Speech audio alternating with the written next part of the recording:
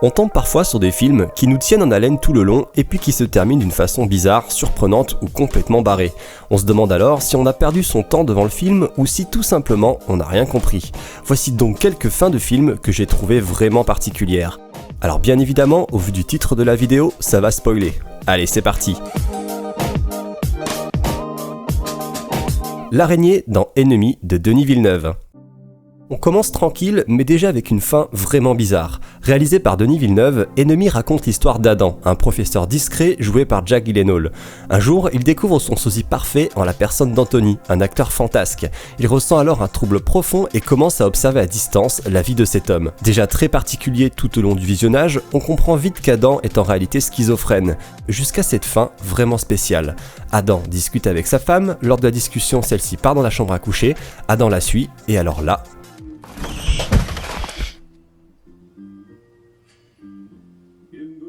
Oui, c'est vraiment bizarre, cette fin a laissé d'ailleurs beaucoup de spectateurs bouche bée. Pourquoi sa femme s'est transformée en araignée? Pourquoi a-t-elle l'air terrorisée? Et pourquoi Adam n'a pas l'air plus choqué que ça? Honnêtement, j'ai dû me renseigner et regarder une nouvelle fois le film pour comprendre. Au-delà de l'aspect dérangeant, il y a des araignées partout car il s'agit de la vision qu'a Adam des femmes et notamment de la sienne. A l'instar de certaines araignées qui mangent le mal après l'accouplement, Adam a peur de s'engager et a peur d'avoir des enfants et de s'enfermer dans sa vie de couple. Sa femme ressemble donc à une araignée car Adam retombe encore dans ses démons à vouloir sortir et s'émanciper de son couple. Elle a l'air terrorisée car elle a peur d'être détruite, écrasée comme l'araignée au début du film, par cet homme incapable de prendre des choix, des engagements et de les assumer. Et Adam est impassible car il se doutait bien que ça finirait comme ça, car le naturel revient toujours. Bref, une fin bien barrée et sujette à interprétation à tous les niveaux. Et hormis Denis Villeneuve, personne ne peut véritablement se targuer d'avoir totalement compris cette scène de fin.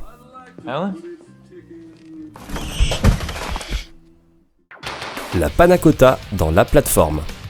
La fin du film La Plateforme aura fait et fait encore se poser beaucoup de questions aux spectateurs.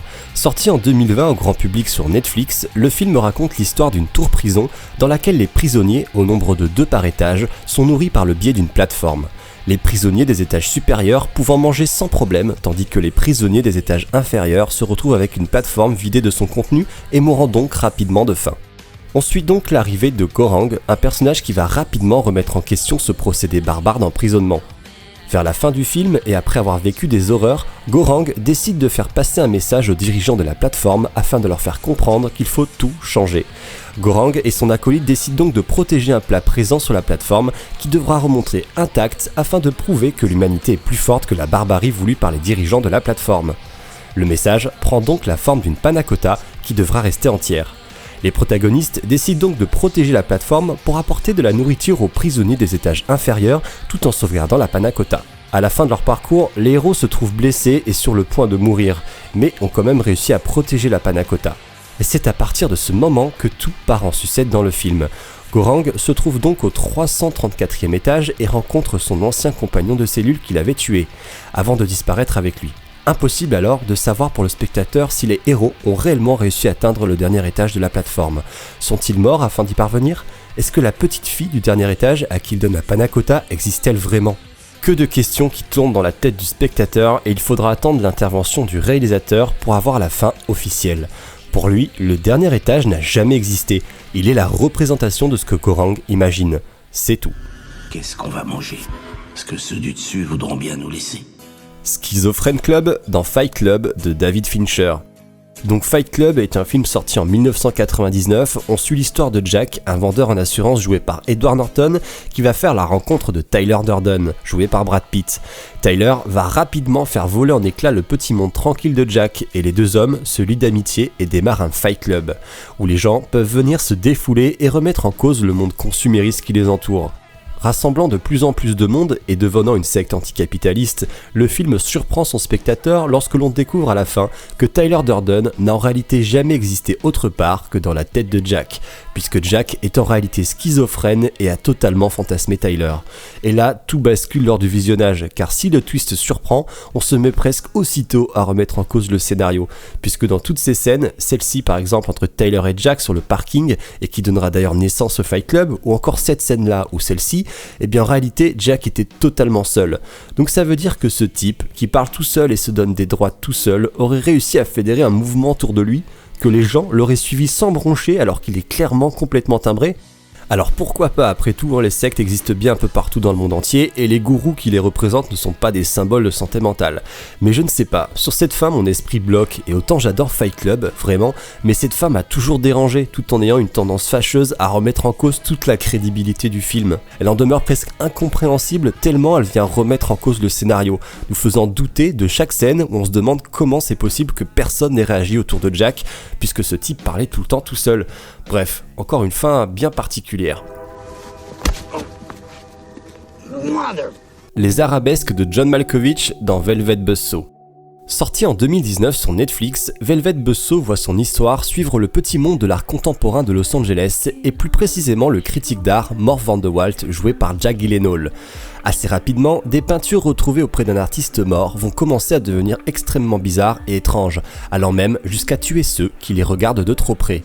Le film est assez original et prend un virage vers l'horreur, et à la fin du long métrage, on découvre que les tableaux commencent à être vendus au grand public dans la rue et qu'ils ont déjà tué tous les personnages principaux.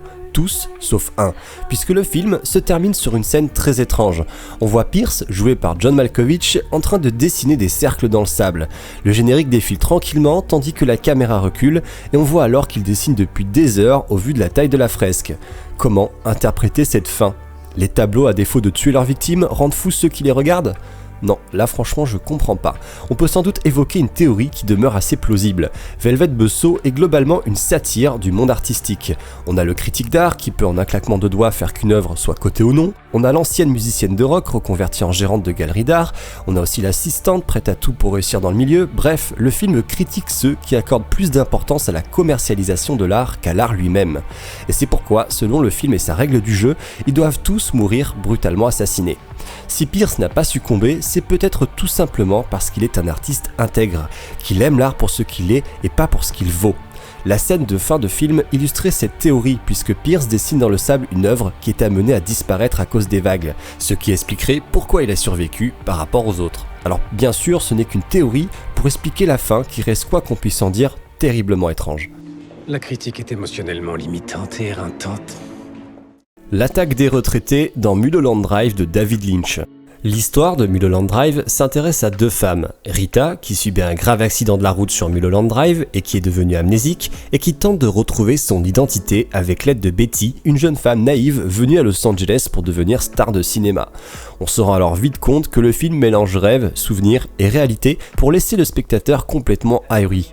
Comme souvent avec David Lynch, le film traite d'illusion puis de la désillusion brutale qui en découle, puisque le personnage de Betty ira même jusqu'à se suicider. Mais juste avant la fin du film, on a ça. Une sorcière dégueulasse qui fait sortir des vieux miniatures d'un sac, petits vieux qui iront devant la porte de Betty et qui redeviendront à taille réelle aussitôt la porte ouverte, puis ils attaquent Betty, qui prend un pistolet et tire. Séquence d'hallucination, puis on voit Cruella, fin. Mulholland Drive, ça donne le vertige et demeure l'un des films les plus durs à comprendre, mais qui demeure l'un des plus grands films du cinéma. Comme quoi, le paradoxe est installé et franchement, cette fin me laisse perplexe. Allez, ce sera tout pour cette sélection de fins de films incompréhensibles. Alors elle est bien entendu pas exhaustive et je n'ai relevé ici que celles qui m'ont marqué. Donc n'hésitez pas à partager dans les commentaires vos fins de films complètement what the fuck. Merci d'avoir regardé et à bientôt.